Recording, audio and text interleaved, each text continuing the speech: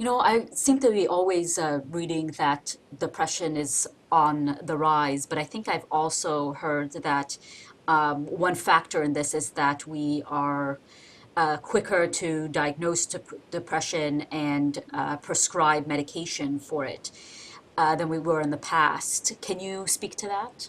Sure. There actually is some evidence that the rates of depressive disorders as defined in our diagnostic manual are somewhat more common among individuals who are born, let's say, after the 1950s compared to older individuals in our society, so people who would now be in their 70s, 80s, or 90s.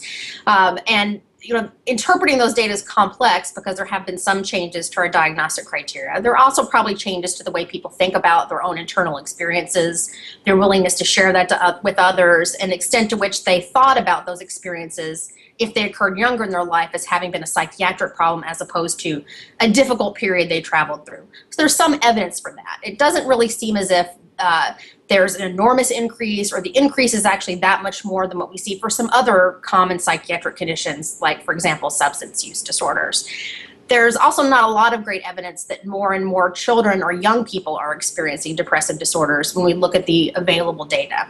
So some of this may be a societal change in terms of how willing people are to communicate with one another about their experiences of having been depressed, which after all is a fairly common psychiatric condition in the United States. And to the extent that we hear more people on our social networks discussing that, it may seem as if many more people are depressed currently than have been in prior historical epochs. But there's not great evidence for an epidemic or a very large increase in these conditions over time.